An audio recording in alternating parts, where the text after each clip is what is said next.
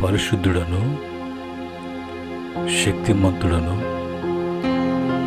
సమస్తము కూడా సాధ్యపరిచేటట్లుగా చేసే దేవుడను, నాకు అసాధ్యమంటూ ఏమైనా ఉన్నదా అని పలికినటువంటి ప్రభు, కొదువ కొరత అనేది ఏది కూడా లేకుండా ధారాళముగా సమృద్ధిగా ఇచ్చి తృప్తిపరిచేటువంటి దేవునికి, దేవాతి దేవునికి హృదయపూర్వకమైనటువంటి కృతజ్ఞతాస్తుతులు చెల్లిస్తున్నాను. తిరిగి ప్రియమైన దేవుని బిడ్డలారా, వేకువనే దేవుని యొక్క కృపా వాక్య ధ్యానములోకి మనము ప్రవేశించడానికి ఉదయకాలపు కృపా వాక్యం ద్వారా మనము దినదినము అనుదినము అంతకంతకి వృద్ధి చెందటానికి, కృపలో వర్ధిల్లటానికి, కృపా సంగముగా ఎత్తబడటానికి ప్రభు మనకై ఇచ్చినటువంటి ఈ మంచి తరుణాన్ని బట్టి, అలాగనే మీరంతా కూడా ఆసక్తితో వింటూ మరి ఆ వాక్యాన్ని బట్టి బలపడటానికి ఆశతో మరి ముందుకు సాగుతున్నటువంటి మీకందరూ కూడా ప్రభు పేరిట మీకు వందనములు, ప్రభు పేరిట మీకు శుభములు తెలియజేస్తూ ఉన్నాను. ఈ యొక్క ఉదయకాలం ముందు దేవుని యొక్క కృపా వాక్యాన్ని మనము చదువుకొని ప్రార్థనాపూర్వకముగా మనము ధ్యానం చేద్దాం. ఇక్కడ మనకు ప్రభు ఇచ్చినటువంటి మాట కీర్తన 34వ కీర్తన 10వ చరణములో ఉన్నటువంటి మాటను నేను చదువుతున్నాను. సింహపు పిల్లలు లేమి గలవై ఆకలి గొనును, యెహోవాను ఆశ్రయించు వారికి ఏ మేలు కొదువై ఉండదు. ప్రేమగల తండ్రి, జీవము కలిగినటువంటి మా ప్రభువా, మరి మాకు ఉదయకాలం మందు మీ కృపా వాక్యము కొరకు ఆశతో ఆసక్తితో మీ వైపు చూస్తూ ఉండగా ప్రభు, మాకు మీ మాటలు మాకు అనుగ్రహించండి. ఆ మాటలు అన్నీ కూడా మా హృదయాల్లో భద్రపరచుకోవడానికి శక్తిని దయచేయండి. ధ్యానపూర్వకముగా నాయన మేము నడుచుకున్నట్లుగా మీ వాక్యము మా యొక్క అంతరంగములో నివసించున్నట్లుగా, వాక్యాన్ని బట్టి మేము జీవించున్నట్లుగా బలపరచమని యేసుక్రీస్తు పరిశుద్ధ నామములో అడిగి వేడుకుంటున్నాము తండ్రి, ఆమేన్. ప్రియమైన దేవుని యొక్క బిడ్డలారా, ఈ సమయంలో మరి చదివినటువంటి మాటలో దేవుడు తన బిడ్డలకు ఎప్పుడు కానీ ఏ విధమైన చేతనైనా కానీ అసంతృప్తి అనేది మరి ఆయన ఎప్పుడు కూడా ఉంచడు. ప్రభు ఇవ్వటములో ఎప్పుడు కూడా కొరత అనేది ఉండదు, కొదువ అనేది ఉండదు. ఆయన ఎప్పుడు కూడా ఆయన యొక్క మరి నోట నుంచి పలికేటువంటి మాటలు కానీ, చేతి నుండి చేసేటువంటి పని కానీ, మన విషయంలో ఆయన తలంచినటువంటి తలంపుల్లో కానీ ఎప్పుడు కూడా ధారాళము, సమృద్ధి, తద్వారా మరి తృప్తి అనేది ప్రభు మనకు ఆయన ఇచ్చే దేవుడిగా, మనలో ఉంచే దేవుడిగా ఉన్నాడు. కనుక మనం ఎప్పుడు చూసినా కూడా మేలు అనేది మనకి ప్రభు ఇచ్చినటువంటి గొప్ప ధన్యత. ఇక్కడ సింహ పిల్లలు లేమి గలవై ఆకలి గొనును అని రాయబడి ఉంది. ఇప్పుడు ఈ యొక్క పిల్లలు అనేది ఇంగ్లీష్ తర్జుమాలో యంగ్ అని రాయబడి ఉంది. అంటే యవ్వనములో ఉన్నటువంటి యవ్వనపు సింహములు.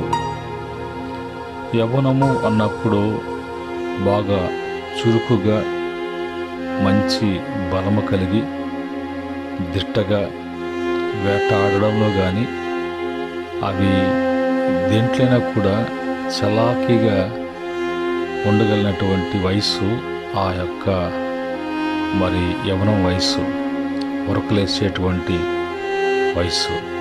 అది జంతువులకే కానీ, పక్షికే కానీ, మనిషికే కానీ, ఏ జీవికైనా కూడా యవ్వనము అనేది మంచి బలము కలిగి ఉన్నటువంటి వయస్సు. అలాంటి యవ్వనపు ఆ యొక్క సింహములు అవి ఏమైనా కూడా చేసుకోగలవు. ఎంతకైనా, ఎంత దూరమైనా అవి పోరాడి అవి అనుకున్నది సాధించుకోగలవు. పైగా అడవికి మన కథలో చూస్తుంటాం, అడవికి అవి రాజుగా, మహారాజుగా, మహారాణులుగా ఏలుబడి చేసేటువంటి జాతి కలిగినటువంటిది. ఇన్ని వచ్చినా కూడా వెనకడుగు వేయకుండా ధైర్యముగా ముందుకు వెళ్ళేటువంటిది ఈ యొక్క సింహపు జాతి. ఇవి ఇంత పేరు ప్రఖ్యాతులు వాటికి ఉన్నాయి, వాటి పేర్లు మారుమోగుతున్నాయి. అలాంటి వాటికి వాటికి లేకుండా, తినకుండా, ఉండకుండా పస్తుండే పరిస్థితి, బలహీనమైన పరిస్థితి, బలహీనతతో కూడినటువంటిదిగా వాటికైనా ఉండొచ్చేమో. కానీ దేవుడు తన యొక్క బిడ్డలకు, ఎవరు ఆయన బిడ్డలు అంటే ఆయన్ని ఆశ్రయించేవాళ్ళు, ప్రతి విషయానికి కూడా ఆయన యొద్దకు తీసుకుని వచ్చేటువంటి వారు, ఆయన సెలవులేనిదే, ఆయన అనుమతించినదే ఏది కూడా చేయనటువంటి వారు కనుక వారిని ఒక మాటలో యెహోవాను ఆశ్రయించేటువంటి వారు. మనిషి యొక్క మనస్తత్వం ఎలాగుంటుంది అనంటే, ఇర్మీయా గ్రంథకర్త 17 అధ్యాయంలో అంటాడు, మనుషులను ఆశ్రయించి శరీరులను ఆధారముగా చేసుకొని తమ హృదయములను దేవుని వైపు నుంచి వాళ్ళు తమ హృదయాలు మలుచుకొని లేదంటే దేవుని మీద ఉండవలసినటువంటి ఆ మనస్సు, హృదయాన్ని వాళ్ళు లోకం వైపుకు త్రిప్పుకొని వాళ్ళు శాపగ్రస్తులుగా మార్చబడుతున్నారు అని ఇర్మీయా 17:1-5 వరకు చూసినప్పుడు వాళ్ళకి ఏ మేలు అనేది వాళ్ళు చూడలేరు, అనుభవించలేరు. వాళ్ళ జీవితాలలో అన్ని కొరతలే, కొదువులే అన్నట్టుగా. ఇప్పుడు దేవుణ్ణి వాళ్ళు ఆశ్రయిస్తున్నారు. సమస్తం కలుగు చేసినటువంటి వారు దేవాతి దేవుడైనటువంటి ప్రభు ఆయన పరలోకములో ఉన్నారు. పరలోకములో ఉండి ఆయన ఎక్కడ ఏది కనీసం చీమను కూడా ఆయనే పోషించే దేవుడు. వాటి యొక్క ఆకారాలు ఎంత, వాటి యొక్క జీవించే కాలం ఎంత, అలాంటి కంటికి కనిపించినటువంటి కీటకాలను కూడా వాటి యొక్క అవసరతలను, వాటి యొక్క టైం ప్రకారంగా వాళ్ళకి అందించాల్సినటువంటి అన్నీ కూడా దేవుడు ఎంతో బాధ్యతతో, ఎంతో భారముతో ఆయన తన కార్యాలను జరిగిస్తూ ఆయన చేస్తున్నటువంటి చేయబోతున్న కార్యాల మీద ఆయన కృపను ఎప్పుడు కూడా ఉంచేటువంటి దేవుడిగా ఉన్నారు.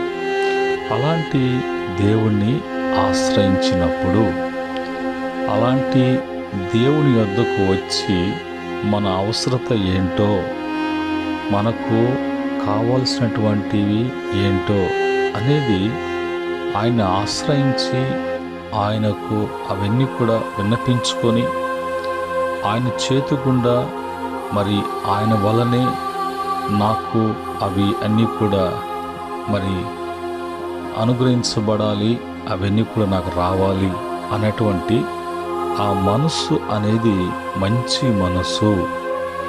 అది ప్రభువు అలాంటి వారి విషయంలో ఆయన ఎంతగా ఆనందిస్తున్నారో, అంటే వాళ్ళకి అన్నీ కూడా గ్రహిస్తున్నారు. మనుషుల వల్ల కాదు, అధికారుల వల్ల కాదు, ధనవంతుల వల్ల కాదు, గొప్పవారి వల్ల కాదు. ఈ లోకములో మరి రకరకాలైనటువంటి పేరులు, రకరకాలైనటువంటి బిరుదులు, రకరకాలైనటువంటి స్థితి స్థాయిలు, వాళ్ళకు ఉన్నటువంటి మరి మంచి బ్యాక్గ్రౌండ్ని బట్టి, బలగాన్ని బట్టి వాళ్ళు ఒకవేళ గొప్పగా కనిపించవచ్చు. కానీ మనుషులు అంతకన్నా అంటే వర్ణించాలంటే కోట్లు రెట్లుగా, ఇంకా ఎట్లా వర్ణించాలో వర్ణించలేనటువంటి ఇదిలో అంత గొప్పవాడు దేవుడు. ఆ ఒక్కడి విషయంలో అటంటే వాటిని కలుగజేసిన వాడు ఎంత గొప్పవాడు అనేటువంటి ఆలోచన మనిషికి ఈ దినాల్లో రావటం లేదు.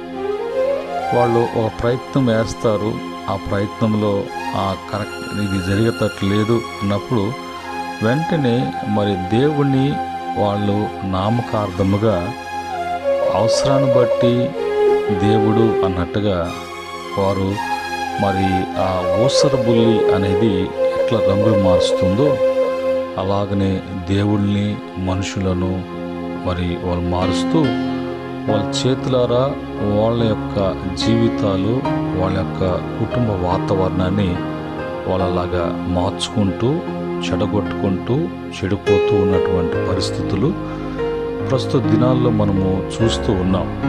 కనుక మరి ప్రభువును ఆశ్రయించేటువంటి వారి విషయంలో ఆయన ఎంతగానో ఆనందిస్తున్నాడు.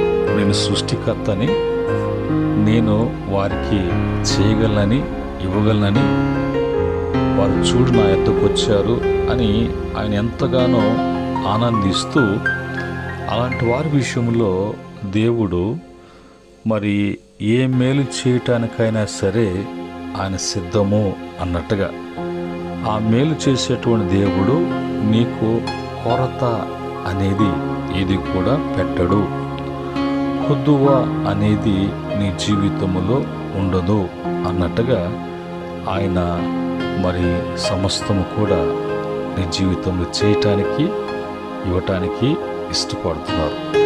ఇప్పుడు ఆ కొదువును మనము తీర్చుకోవటానికి, మనకున్నటువంటి కొరతలు ఏమున్నాయో అవన్నీ తీర్చుకోవటానికి దేవుని యొక్క మహా వాత్సల్యతను బట్టి మనకు కలగవలసినటువంటి, మనకు అనుగ్రహించబడాల్సినటువంటి, మనకు కలిగి ఉండవలసినటువంటి మేలు ఏమిటో వాక్యంలోకి వెళ్ళినప్పుడు ఆ వాక్యం నుంచి కొన్ని మాటలు మనము చదువుకొని ఆ మాటలను బట్టి ఇంకా మనలో మార్చుకోవాల్సినటువంటివి, ఇంకా మనము సరి చేసుకోవాల్సినటువంటి విషయాలు ఉంటే వాక్యాన్ని బట్టి సరి చేసుకొని ఇంకా ఇంకా ఇంకా ప్రభు కాడ మేలులు పొందుతూ, మేలు మీద మేలు, మరి సమృద్ధి మీద సమృద్ధి, క్షేమం మీద క్షేమం అన్నీ కూడా మనము మరి కలిగి ఉన్నట్లుగా ప్రభు సన్నిధిలో సిద్ధపడదాం.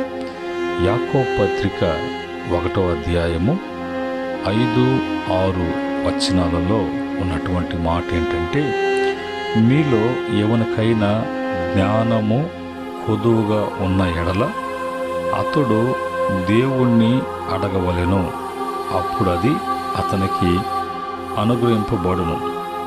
ఆయన ఎవనిని గద్దింపక అందరికీ ధారాళముగా దయచేవాడు. చూసారా, దేవుణ్ణి అడిగినప్పుడు, దేవుణ్ణి ఆశ్రయించి దేవుని యొద్దకు వచ్చి దేవుణ్ణి అడిగినప్పుడు వారిని దేవుడు గద్దించక, నువ్వు అడుగుతున్నటువంటిది నీ జీవితంలో అది కొరతగా ఉన్నదా, అక్కడ జ్ఞానము అని రాయబడి ఉంది.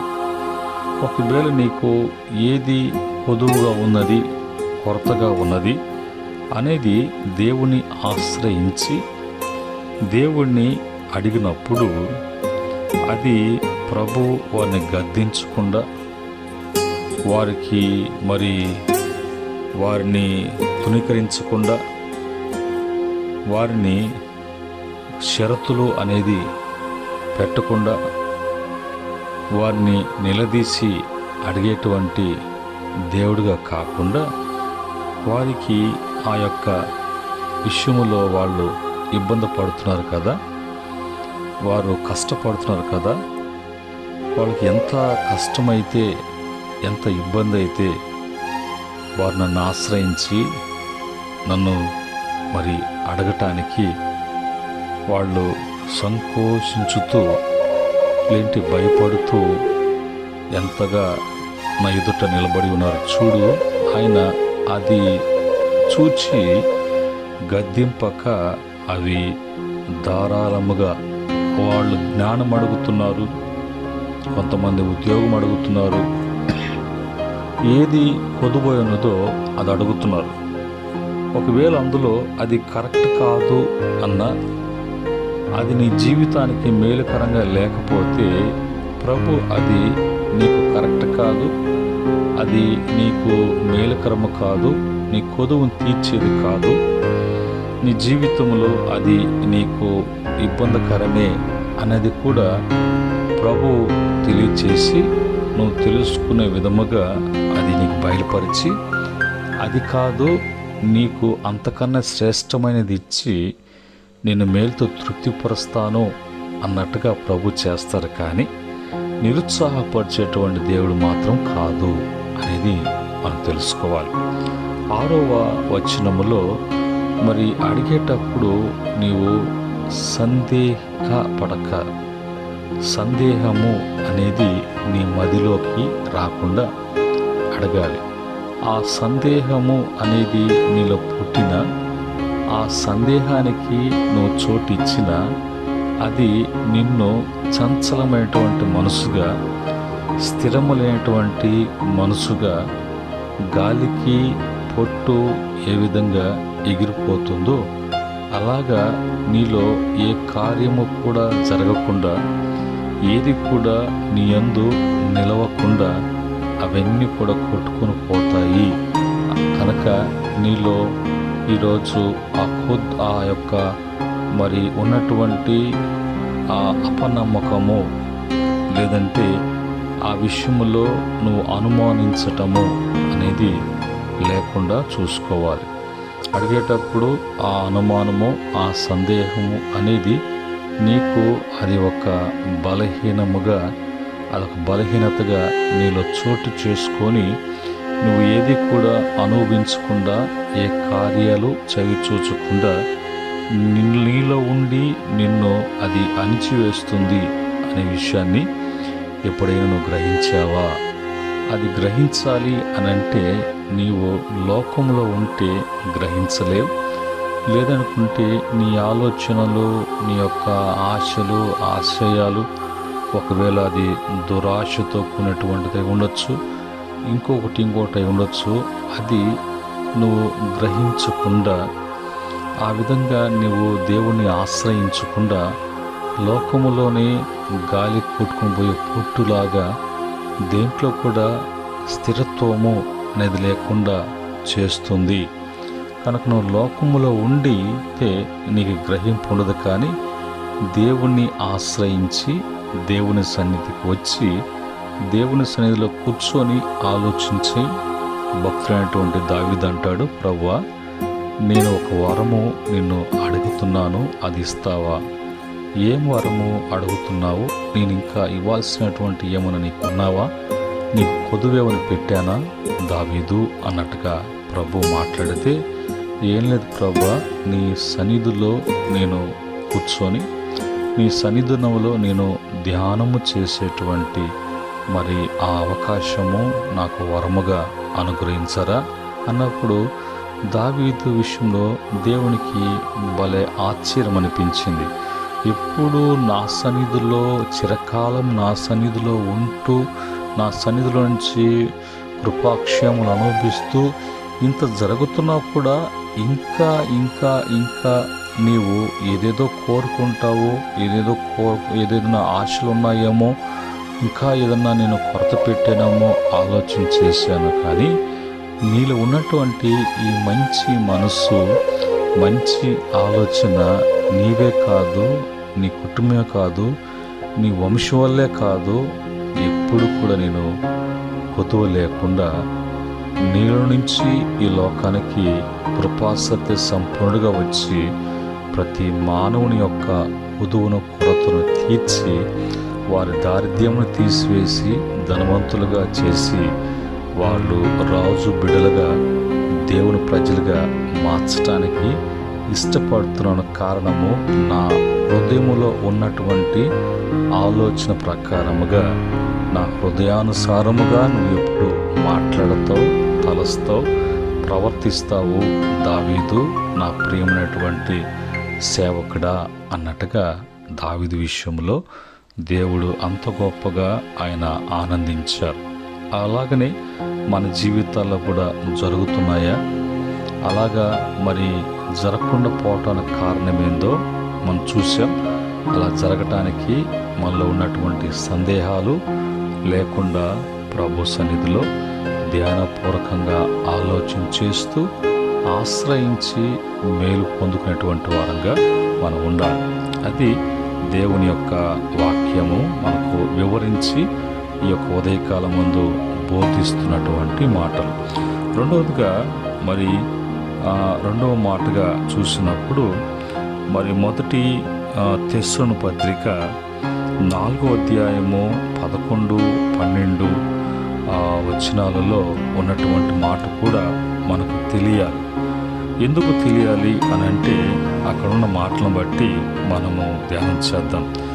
సంఘమునకు వెలుపట్టి వారి ఎడల మర్యాదగా నడుచుకొనొచ్చు, మీకేమియో కొదువ లేకుండునట్లు మరి మేము మీకు ఆజ్ఞాపించిన ప్రకారము మీరు పరుల జోలికి పోగా.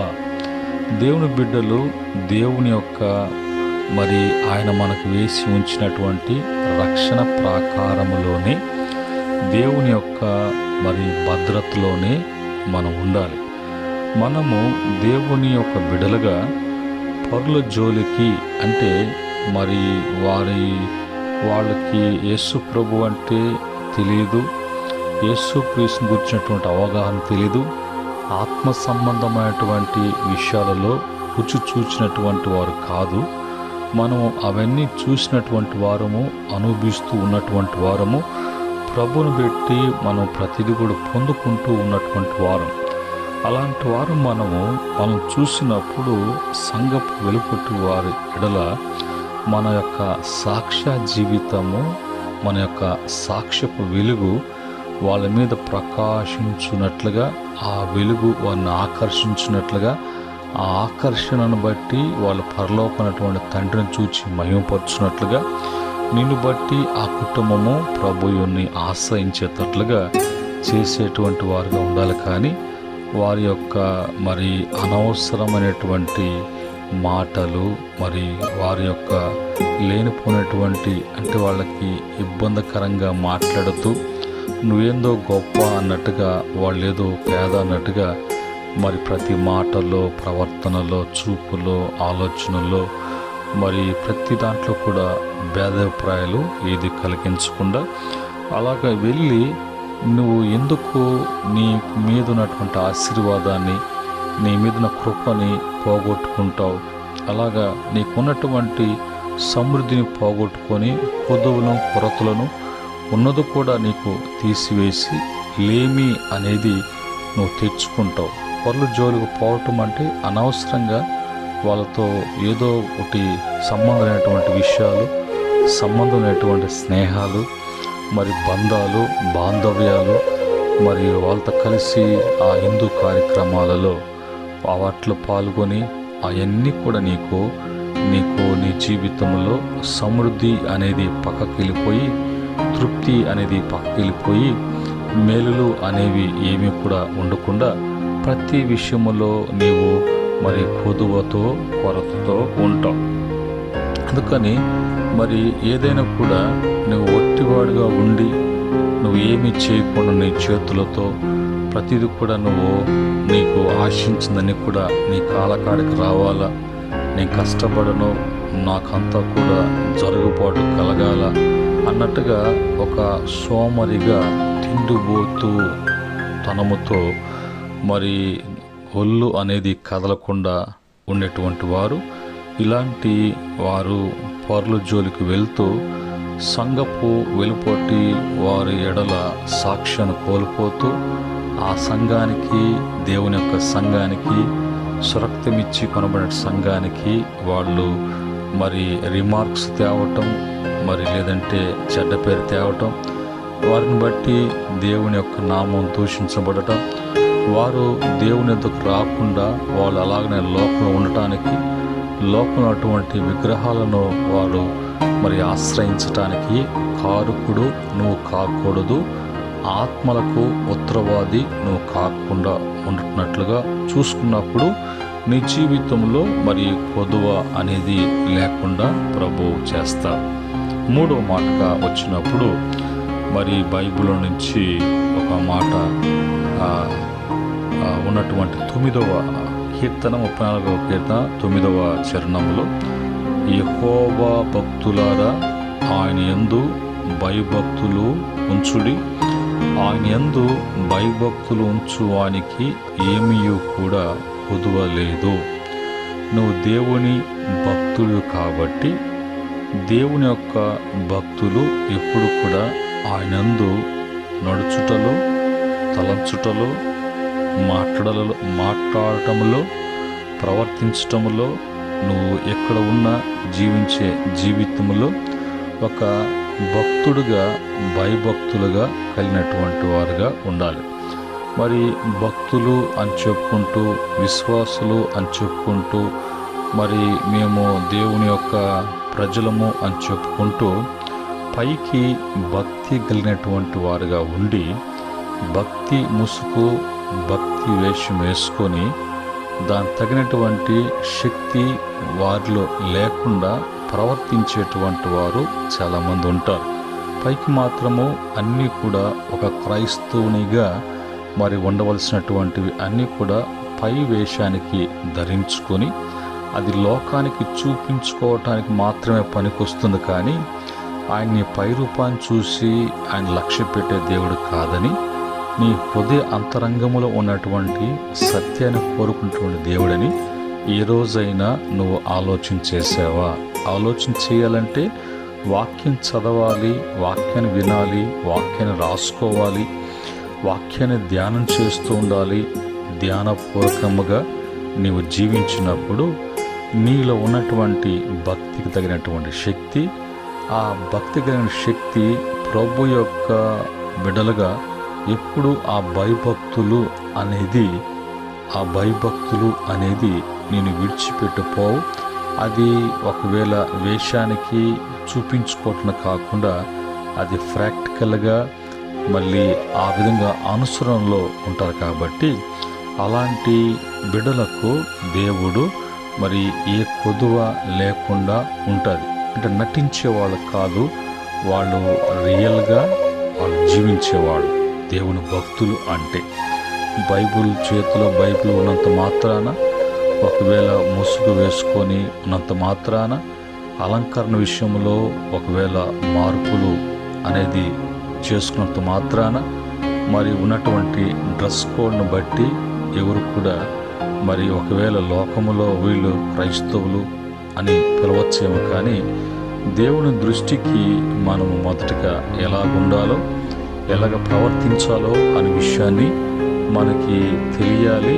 ఆ విధంగా తెలుసుకొని జీవించినప్పుడు నువ్వు లోకానికి చూపించబడలే అవసరం లేదు. ఆటోమేటిక్గా నీ యొక్క సాక్ష్య సువాసన అనేది లోకమంతా కూడా అది మరి వికసిస్తున్నట్లుగా ఆ సువాసన వాళ్ళందరూ కూడా ఆస్వాదిస్తూ వారు కూడా నిన్ను చూసి మారేటట్లుగా ఉండాలి. కానీ నిన్ను చూచి వాళ్ళు కూడా అలాంటి వేషాలు వేసేటువంటి వారుగా, నిన్ను చూచి అలాగా వారి జీవితాలు నీ వలన పాడు కావటానికి నువ్వు కారకుడు కాకున్నట్లుగా చూసుకోవాలి.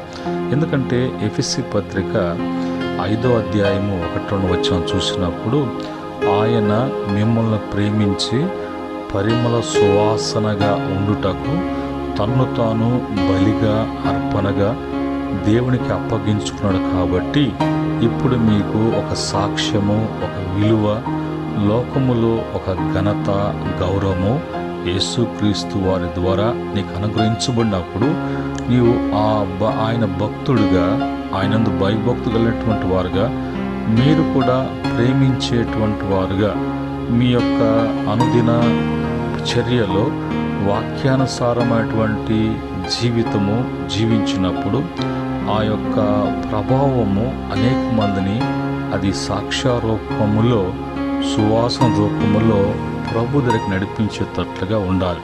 ఇలాంటి వారి విషయంలో దేవుడు ఎంతో బాధ్యతగా వారికి ప్రతిదీ కూడా ఆయన దృష్టి వాళ్ళ మీద ఉంచి ప్రభు అన్ని విషయాల్లో ప్రొటెక్షన్ కల్పించి ప్రభు వాళ్ళ ముందు నడిపిస్తారు. ప్రియమైన దేవుని బిడ్డలారా, ఈరోజు ఇన్ని విషయాలు ప్రభు మనతో మాట్లాడుతున్నారు. ఇన్ని విషయాలు మనం వింటున్నాం. అవి మనకు మరి వింటున్నప్పుడు మనకు అనిపిస్తూ ఉంది, ఇన్ని లోటుపాట్లు పెట్టుకొని నా జీవితంలో మరి నమ్ముకున్న దానికి, నేను చర్చికి వెళ్తున్న దానికి, ఈ విధంగా నేను ఇస్తున్న దానికి అనేటువంటి మాటల మీదే, ఆలోచన మీదే సాతాను నేను డైవర్ట్ చేస్తున్న విషయాన్ని నీకెప్పుడు కూడా అవగాహనకు రాకుండా, అలాంటి ఆలోచనలో పట్టకుండా వాడన్నిటిని కూడా డెడ్ చేసి పెడతాడు వాడు. కనుక ఈరోజు ఈ మాటలను బట్టి గొప్ప విడుదల యేసు నామములో ఇంక నుంచి అవన్నీ కూడా ప్రభు తీసివేసి యేసుక్రీస్తునందు నీకు నూతన సృష్టిగా నువ్వు ఉండటానికి ప్రభు ఆయన మీకు కలుగు చేస్తారు. ఒకసారి యేసు ప్రభు వారు సమాజ మందిరంలో ఆయన బోధిస్తూ వెళ్తున్నప్పుడు ఒక యవనస్తుడు నేరుగా వచ్చి ఆ యవనస్తుడు యేసు ప్రభుని ఆయనకు వందనాలు చెప్పి, బోధకుడా, నిత్య జీవానికి వారసుడు కావటానికి, నిత్య జీవంలో వారసత్వం కలిగి ఉండటానికి నాకేం కొదువా? ఈ మాటలు మరి మత్తయి సువార్తలో ఉంది, మార్కులో ఉంది, లూకాలో ఉంది. లూకా 18వ అధ్యాయము, మార్కు 10, మత్తయి 19లో మనం చూసినప్పుడు అప్పుడు వెంటనే యేసు ప్రభు ఆయన ధర్మశాస్త్రం గురించి చెప్పాడు. నిన్ను వలె నీ పొరుగు వారిని ప్రేమించు అని ధర్మశాస్త్రం ఆజ్ఞలు చెప్పినప్పుడు ఆ పిల్లోడు ఒకసారిగా మరి ఒక నవ్వుమొహం పెట్టి, ఇవన్నీ కూడా నాకు బాల్యం నుంచే నాకు నేర్పించబడినది, నీ బాల్యం నుంచే ధర్మశాస్త్రాన్ని నేను తూచే తప్పకుండా అనుసరించేటువంటి వాడుగా నేను ఉన్నాను. అప్పుడు నాకేం కొదువా?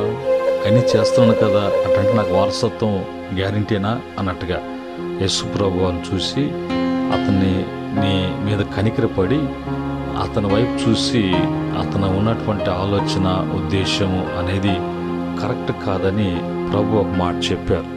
ఏమని చెప్పారంటే, మరి నీ వారసత్వం కావంటే నీకున్న కొదువు ఒకటి ఉంది. ఏంటా కొదువు అంటే, నీ కలిగిన సమస్తం కూడా అమ్మి పేదలకు ఇచ్చేసి నన్ను వెంబడించు, నీకు నిత్య జీవము అనుగ్రహించబడుతున్నప్పుడు అతను మిగుల ధనవంతుడై ఉన్నాడు కాబట్టి అతను మొహం చిన్న బుచ్చుకొని అతను ప్రక్కకు వెళ్ళినట్లుగా. అప్పుడు వెంటనే యేసు ప్రభువు అన్నారు, ధనవంతులు దేవుని రాజ్యానికి ప్రవేశించరు. సూది బెజ్జములో ఒంటి దూరటం అనేది సులభం, కానీ ధనవంతుడు దేవుని యొక్క రాజ్యానికి ప్రవేశించలేడు. ఆ ఉపమానం కూడా ధనవంతుల లాజరు విషయంలో కూడా మనం చూస్తాం. కనుక ఈరోజు అతను ఎవరిని ఆశ్రయించినట్లుగా మనకు కనిపిస్తుందంటే ధనాన్ని ఆశ్రయించాడు. అతనికి ధనం ఉంది, ఆస్తిపాస్తులు ఉన్నాయి. మరి బైబిల్ కూడా చెప్తుంది, ఒకని యొక్క ధనము వాడికి ఆశ్రయ పట్టణము అన్నట్లుగా. అది నమ్ముకుని దాని మీద ఇష్టపడితే దానికి రెక్కలు వచ్చి వెళ్ళిపోతాయని, దానివలన అతను మరి నష్టపోతాడు, అతను శాపగ్రస్తుడిగా మార్చబడతాడు అని కూడా బైబిల్ చెప్తుంది. కనుక ప్రభు కూడా చెప్పారు, ఒక ధనం ఎక్కడ ఉంటుందో వాడి హృదయం కూడా అక్కడ ఉంటుందని. ధనము అని దాన్ని ప్రేమించినప్పుడు మరి నీ విశ్వాస జీవితాన్ని, ఆ తర్వాత నీ భక్తి జీవితాన్ని కోల్పోతామని ప్రభు చెప్పారు. కనుక ప్రభు చెప్పిన మాట ప్రకారంగా మనము ఆయన ఆశ్రయించాలి. పరలోకంలో మన ధనవంతులను ప్రభు చెప్తున్నాడు. ఇక్కడ నీ జీవించే జీవితాన్ని బట్టి, నీ క్రియలను బట్టి ఆటోమేటిక్గా నీ ధనము అనేది పరలోకంలో దాచిపెట్టబడి ఉన్నది. అక్కడ చెమట కొట్టవు, దొంగలు రారు. ఎట్లాగా అంటే నువ్వు జీవించేటువంటి జీవితన ప్రవర్తన అనేది దాన్ని బట్టి ఇక్కడ నీకు కొద్దువ కొరత ఉండదు. ఆటోమేటిక్గా నీవు ఈ క్రమంలో ముందుకు వెళ్తున్నప్పుడు ప్రతిదీ కూడా నీ అకౌంట్లో నీ యొక్క మరి ప్రభు నీకు ఇవ్వాల్సినటువంటి సమృద్ధులు అన్నీ కూడా కలపబడుతూ ఒక దినాన్ని వెళ్ళినప్పుడు నువ్వు బంగారు వీధుల గుండా వెళ్తూ నీ నివాసము ముత్యములతో కట్టబడినటువంటి ఆ యొక్క నివాసములో నీ ఇంట్లో ప్రభు ఉంటాడు, నా నివాసంలో ప్రభు ఉంటాడు, పరలోకమంతా ప్రభు ఉంటాడు, మనము పరలోకంలో ప్రభుతో ఉంటాం. ఇట్టి స్థితి ప్రభు యేసుక్రీస్తు ద్వారా మనకు అనుగ్రహించినట్లుగా ప్రభు ఏర్పాటు చేశారు. మరి ఈ లోకంలో భక్తులుగా జీవించిన ఇస్సాకు జీవితంలో ఆదికాండం 26 చూసినప్పుడు ప్రభువుని వెంబడించారు. ప్రభు చెప్పిన విధముగా వారు జీవించారు కాబట్టి కొదువ లేకుండా ఇస్సాకు జీవించాడు. మరి నోవాహు జీవించారు. ఇశ్రాయేలు ప్రజలు వారి కానాను ప్రయాణంలో కొదువ లేదు. ఏలియా అతను ఒంటరివాడై కరువు దినాల్లో కొదువ లేదు. ఏసేబు యొక్క తండ్రి కుటుంబాలు కరువు ప్రాంతంలో వారు కొదువ లేకుండా ప్రభు పోషించాడు. యేసు ప్రభు వారు కూడా ఈ లోకంలో సూచక్రియ 5 రొట్టెలు 2 చేపలని 5,000 మందికి కొదువ లేకుండా, అలాగనే లాజరు ధనవంతుడు చూసినప్పుడు ధనవంతుడు ఈ లోకాన్ని చూసుకున్నాడు. లాజరు మరి పరలోకమైనటువంటి దేవుని చూశాడు తన జీవితంలో. ఇక్కడ ఆ స్థితిలో ఉన్నా కూడా పోషించబడ్డాడు. ఓ ప్రభు కొరకు అతను జీవించడానికి తీర్మానం చేసుకున్నాడు. అతను మరి ఒక దినం వచ్చిన తర్వాత అతను పరదేశంలో అబ్రహాం రొమ్మున ఆనుకునే తట్లుగా పరలోక రాజ్యాన్ని స్వతంత్రించుకున్నాడు. ఈ లోకములో ఒకవేళ మంచి నివాసం లేకుండా పోయి ఉండొచ్చు. తగినటువంటి పని బాటలు చేసుకున్నటువంటి ఆ రోగాన్ని బట్టి అతను అలాగనే ఎండకి, వర్షానికి, చలికి మరి ఆ మట్టి నేల మీద ఎన్నో బాధలు పడి ఉండొచ్చు.